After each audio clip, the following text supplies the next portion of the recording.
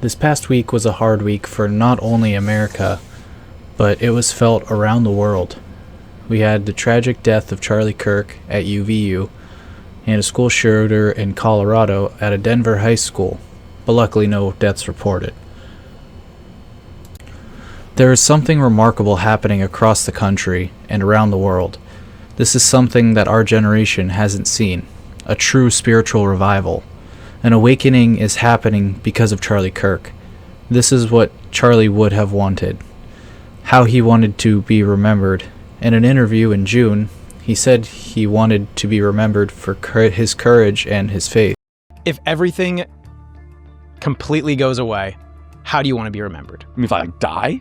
Everything just goes away. How would you, if you could be associated with one thing, how would you want to be remembered? I want to be remembered for courage for my faith. That would be the most important thing. The most important thing is my faith in my life. Charlie wanted people to go to church and increase church attendance. He believed it was one of the only ways to save America. But churches across the U.S. are seeing massive increases in attendance. Charlie was a warrior, and his legacy will live on.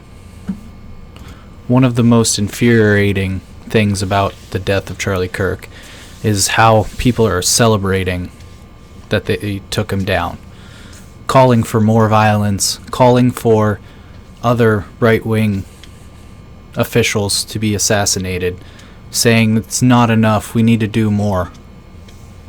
And they tell us that we need to lower our rhetoric, turn down the temperature. Thankfully, some companies are out in support of Charlie Kirk and this death and firing some of these people, some of these disgusting, horrible people, saying that Charlie was the first one in a line of dominoes that they need to get, and promoting that more people get killed however ways possible. Even lying about the shooter themselves, calling the shooter MAGA Republican.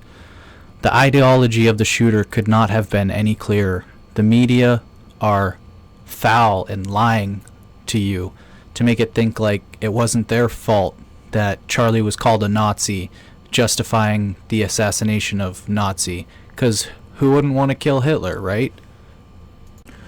The ideology of the shooter could not be any clearer, and the media is lying. The media is telling us that he is from the right, but he couldn't be more far left than anything.